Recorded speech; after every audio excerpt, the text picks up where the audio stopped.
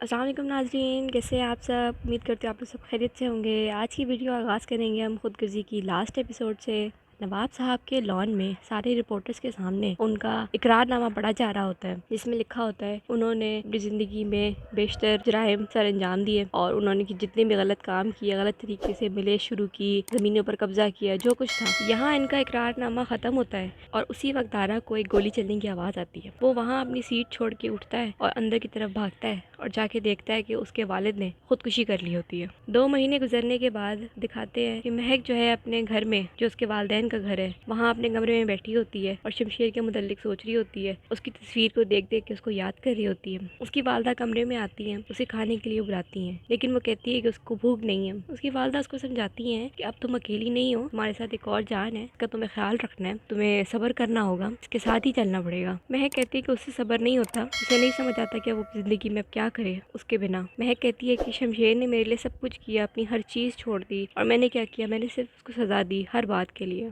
बहुत ही थोड़े से टाइम के लिए हम एक साथ थे हकीकी मायनों में। अभी ये बात चली रही होती है कि महक के वालिद महक के कमरे में आते हैं और उसको बताते हैं कि बाहर शमशेर की कोई कज़न आई है तुमसे मिलने के लिए, वो नीचे बैठी है। महक उससे मिलने के लिए नीचे जाती है। महक की वालदा जो है अपने शौहर से बात करती हैं, यानी महक के वालिद से, और ये कहती हैं कि 2 महीने गुजर गए लेकिन अभी भी ये अपने सदमे से बाहर नहीं आई है। मुझे नहीं समझ आता कि आखिर इसने ऐसे कौन सा गुनाह किया है जिसकी इसे इतनी बड़ी सजा मिली है। सोफिया नीचे बैठी होती है, वो महक को बताती है कि वो हमेशा हमेशा के लिए यूएस जा रही है और फिर कभी वापस नहीं आएगी। सोफिया कहती है महक से कि मैं तुम्हारा दर्द तो नहीं समझ सकती, लेकिन क्योंकि मैंने मोहब्बत की थी शमशेर से, तो मुझे उसके जाने का गम भी उतना ही है। बेशक मेरी मोहब्बत जो है वो एक तरफा थी। सोफिया जो है महक से माफ़ी मांगती है कि जितनी भी तकलीफ़ों का सामना तुमने किया, कहीं ना कहीं हम भी जिम्मेदार, छोटी छोटी बातें ही जो हैं वो इतनी बड़ी हो गई कि मामलात यहाँ तक पहुँच गए और तुम्हें इतना बड़ा नुकसान उठाना पड़ा। वो कहती है कि शमशेर जो है कभी भी किसी का ना हो सका, ना वो मेरा हुआ ना वो तुम्हारा हुआ। महक कहती है नहीं, ये सच नहीं है। महक कहती है कि जिस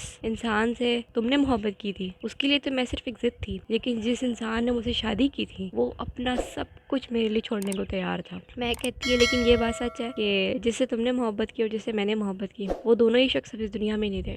अब हमारे पास जो बची हैं वो उसकी यादें हैं और बहुत लंबी ज़िंदगी है जिसको हमने बसर करना है। अंदलीब जो है, निदा और महक की चाची, वो किचन में खड़े होकर नाश्ता बना रही होती है। निदा पीछे से आती है और कहती है कि मैं नाश्ता बना देती हूँ, आप जाकर बैठे। तो वो अपनी बहू से माफ़ी मांगती है और कहती है कि मैं तुम में और अपने बेटे में और ज़्यादा इख्तलाफात नहीं पैदा करना चाहती। मैं नहीं चाहती कि वो हो जो महक के साथ हुआ है। महक के साथ हुए हुए वाक़ये से मुझे इतना ज़्यादा खौफ आ गया है कि मैं नहीं चाहती कि मैं तुम लोगों के बीच किसी भी किस्म की लड़ाई झगड़े का बाइस बनूं। निदा कहती है कि आप परेशान ना हो, ऐसा कभी कुछ नहीं होगा। मैं भी अपनी पूरी कोशिश करूंगी कि मेरी वजह से आपको या किसी को भी जो है किसी तकलीफ का या परेशानी का सामना ना करना पड़े, और मैं सबको खुश रखने की भी कोशिश करूंगी। और वो वहाँ से अपनी सास को भेज देती है कि मैं नाश्ता खुद बना दूंगी। अंदली बाहर जाती है और एहसन जो है वो निदा को ढूंढ रहा होता है। अंदली यानी एहसन की वालदा उसको कहती है कि तुम निदा का ख्याल रखा करो। ये सुन के एहसन को बड़ी हैरत होती है कि आप उसके बारे में ये कह रही हैं। तो उसकी वालदा समझाती है कि मैं इंसान हूँ, कोई दीवार थोड़ी हूँ जो बदल नहीं सकती, मुझे ये बदलाव आ गया है। अंदर एहसन जाता है किचन में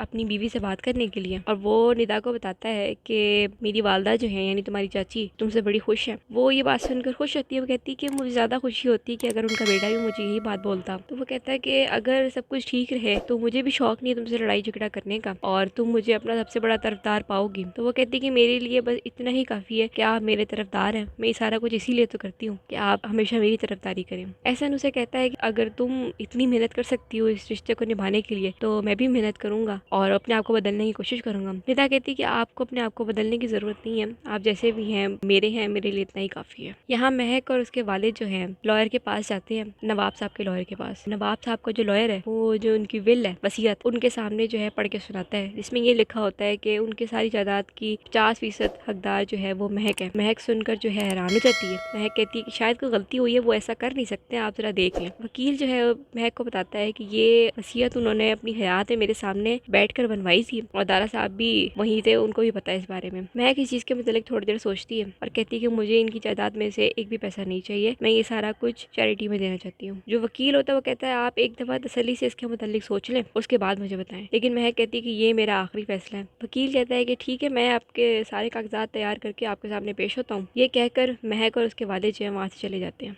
इसी तरह 3 साल गुजर जाते हैं और महक का बहुत ही प्यारा सा बेटा पैदा होता है, जिसका नाम भी वो उसके वालिद के नाम पे रख देती है, यानी शमशेर। और वो बच्चा जो है बहुत ही प्यारा खूबसूरत सा होता है। महक जो है शमशेर की तस्वीर की तरफ देखकर उसको उसकी सालगिरह की मुबारकबाद देती है। कहती है कि तुम्हारे बेटे की और तुम्हारी सालगिरह भी एक ही दिन आती है। महक उसे बताती है कि तुम्हारे बिना जीना तो बहुत मुश्किल था, लेकिन तुम्हारे बेटे ने मुझे जीने की वजह दी। तुम्हारा बेटा जो है तुम्हारे ही जैसा गुस्से वाला है, लेकिन मैं पूरी कोशिश करती हूँ कि मैं उसे एक अच्छा इंसान बनाऊँ, कि वो फिर तुम्हारे जैसा ना बन जाए और किसी की बेटी की जिंदगी बर्बाद कर दे। मुझे पता है कि तुम बदल गए थे, सुधर गए थे, लेकिन जो कुछ तुमने मुझे किया, जिस तकलीफ और अजियत से तुमने मुझे गुजारा, मैं चाहूँ भी तो उसको भुला नहीं सकती। इसलिए मैं कोशिश करती हूँ कि मैं उसे एक अच्छा इंसान बनाऊँ, उसकी अच्छी तरबियत करूँ। वो कहती है कि तुम हमेशा मुझे कहते थे कि मैं तुमसे अपने मोहब्बत का इजहार नहीं करती, तो मैं आज तुमसे कहती हूँ कि तुमसे मैं बेइंतहा मोहब्बत करती हूँ। और यकीन जानो ये इजहार मैं दिन में कई दफ़ा करती हूँ। यहाँ होता है एक बहुत ही खूबसूरत ड्रामे का अख्ताम। उम्मीद करती हूँ आप लोगों को आज की एपिसोड का खुलासा पसंद आया होगा। कमेंट करके अपने ख्यालात का ज़रूर इजहार कीजिएगा। अपना बहुत सारा ख्याल रखिएगा। मिलते हैं अगली वीडियो में।